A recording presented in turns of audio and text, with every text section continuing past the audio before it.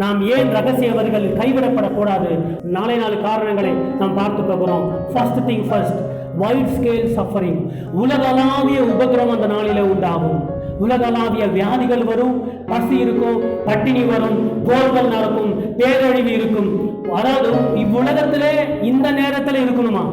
இன்றைக்கு நீங்க போய் டிவியில பாருங்க, ஈராக்ல என்ன நடக்கிறது பாருங்க. ஒரே ஒரு 2 நாடு சண்டை போடுது, அவ்வளவுதான். 2 நாடு சண்டை போடுது. ஒரு பில்டிங்ல ஒரு ஏவுகணை வருது, அப்படியே அந்த பில்டிங் சரிந்து விழுது. ஆச்சரியமா இருக்கு. இப்ப கூட அற்புதம் செய்து கொண்டிருக்கிறார். இன்றைக்கும் செய்வார், நாளைக்கும் செய்வார். இஸ்ரவேலை அழிக்க முடியாது. ஏனென்று சொன்னால் உபத்திரவ காலம் வரைக்கும் இஸ்ரவேல் வாழ வேண்டும். இஸ்ரவேல் நாடு இருக்கும், யூதர்கள் உயிரோடு இருப்பார்கள்.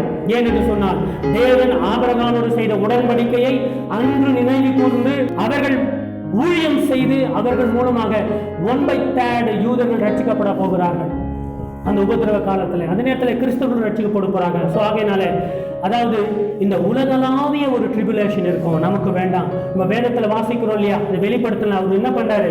முதலாவது முதிரையை உடைக்கிறார். ஒரு வெள்ளை குதிரையில ஒருத்தன் வருகிறான். 2வது குதிரை, ஒவ்வொரு ரெட்டு, அப்புறம் பிளாக், இப்படி ஒவ்வொன்றா வராங்க. 7 முதிரைகள் அவர் உடைக்கிறார். ஒவ்வொரு நேரத்திலையும் எல்லா வசனமும் வாசிக்க தேவையில்ல. முதலாவது 3 வருஷம், அந்த 7 ஆண்டுகளில் முதலாவது 3 வருஷம் அந்த 4 குதிரைகள் நிறைய பிரச்சனைகள் வரும். அதற்கு அடுத்துதான் நம்ம என்ன செய்யறோம் அப்படின்னு சொன்னா, அந்தி கிறிஸ்து வருகிறான்.